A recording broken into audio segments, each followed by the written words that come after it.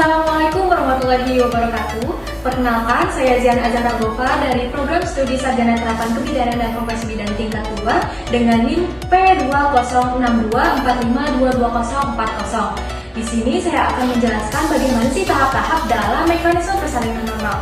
Yuk kita simak videonya. Baik, di sini saya akan menjelaskan tahap-tahap dalam mekanisme persalinan normal.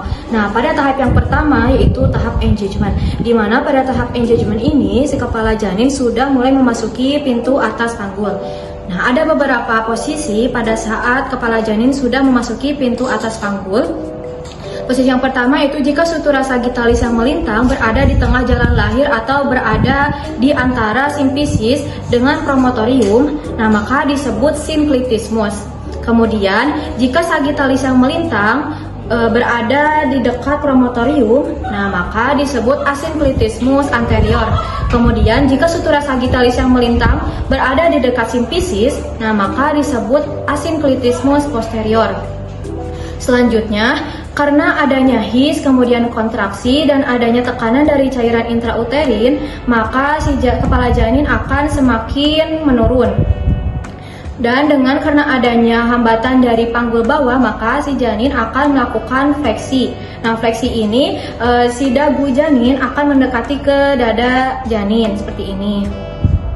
Nah, posisi seperti ini yang tadinya os parietal yang berada di bawah, nah sekarang menjadi subocciput pragmaticus. Kemudian dengan menyesuaikan jalan lahir, nah si janin akan melakukan putaran paksi dalam seperti ini. Nah, jadi subocciput atau ubun-ubun kecil berada di bawah simfisis. Kemudian nah pada posisi seperti ini berada di Hodge 3 atau sejajar dengan spina ischiadica. Nah, setelah itu karena adanya his yang semakin kuat dan kontraksi uterus yang semakin kuat, maka si janin akan melakukan ekstensi, di mana ekstensi ini si dagu janin menjauhi dada janin seperti ini. Maka lahirlah ubun-ubun besar, kemudian dahi, mata, hidung, dan mulut hingga dagu. Seperti ini. Kemudian si janin akan melakukan putaran paksi luar menyesuaikan dengan jalan lahirnya. Nah, melakukan putaran paksi luar. Nah, dalam hal ini menyesuaikan dengan bahu dan punggung si janin agar menyesuaikan dengan jalan lahir supaya bisa lahir secara keseluruhan.